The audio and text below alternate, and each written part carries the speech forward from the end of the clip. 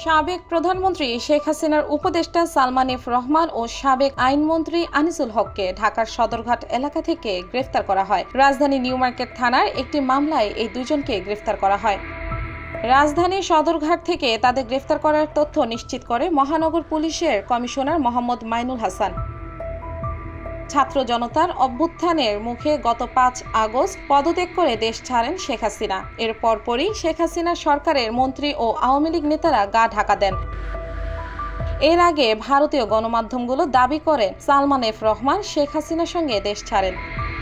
ডিএমপির জনসংযোগ বিভাগ থেকে পাঠানো এক বার্তায় বলা হয়েছে, নৌপথে পালিয়ে যাওয়ার সময় ঢাকার সদরঘাট এলাকা থেকে সালমান এফ রহমান ও সাবেক আইনমন্ত্রী আনিসুল হককে গ্রেফতার করেছে পুলিশ। আইনজীবী আনিসুল হক ২০১৪ সালে ব্রাহ্মণবাড়িয়া ৪ থেকে নির্বাচন করে আওয়ামী লীগের সংসদ সদস্য হন। সেবারই তাকে আইনমন্ত্রী করা হয়। এরপর থেকে আইনমন্ত্রীর পদে ছিলেন। ২০১৮ সালের নির্বাচনে সালমান এফ রহমান ঢাকা ১ আসন থেকে নির্বাচন করে আওয়ামী লীগ থেকে সংসদ সদস্য হন। পরে তাকে উপদেষ্টা পদে নিয়োগ দেন সাবেক প্রধানমন্ত্রী শেখ হাসিনা। পুলিশের একটি সূত্র জানিয়েছে, বৈষম্য বিরোধী ছাত্র আন্দোলনের কর্মসূচি চলাকালে গত ১৬ জুলাই ঢাকা কলেজের সামনে সংঘর্ষে ২ জন নিহত হন। এই ঘটনায় নিউ মার্কেট থানায় ২টি হত্যা মামলা হয়েছে। এসব হত্যার ঘটনায় ইন্ধনদাতা হিসেবে এই ২ জনকে গ্রেফতার করা হয়।